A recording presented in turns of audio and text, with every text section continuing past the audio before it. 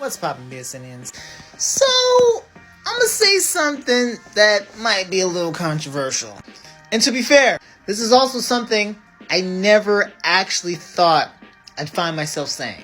But this popped into my head. I think seeing the Quantum Mania trailer, which, I mean, we're just gonna go watch that movie for Paul Rudd. Let's just really be honest. That's the only reason. After watching She-Hulk, which was a pretty good show, I feel like there's a case to be made for She-Hulk. It was not bad at all.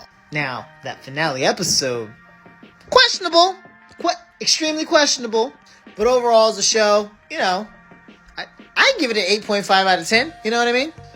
All the Spider-Man movies. Y'all know I'm not really a fan of Holland's Spider-Man movies, except for like the last one, but it's only because they set him up to be his own Spider-Man. Have we talked about that? I don't know.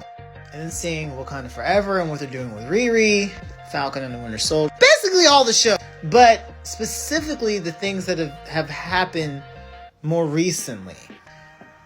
I was minding my business the other day.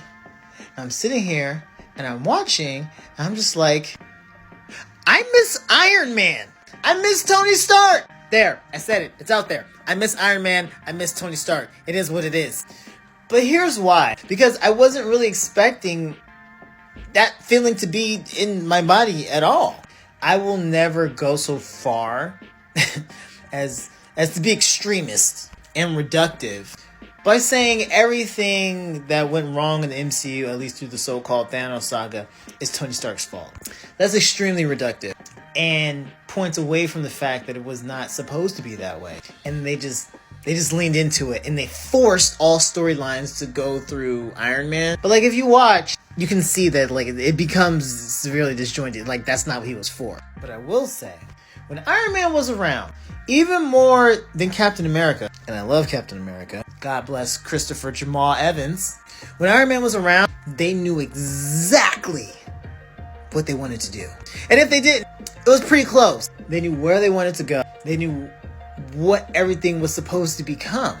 And so now that Iron Man's gone, it's like a wild wasteland out here. And I understand the evolution of an art form, right? Every comic book run is not amazing. Sometimes you have a great comic book run, and then you gotta suffer through some like pitiful, terrible comic book run, which only the cult followers know about. But then that transition to like, and then so-and-so had an amazing run after that for like 57 issues. So I feel like this is where we're at, the in-between stage. And with Jonathan Majors coming as Kang the Conqueror, it seems like things are getting focused again. And Phase 5 or whatever might actually be dope. But for now, in my heart of hearts, I miss Iron Man.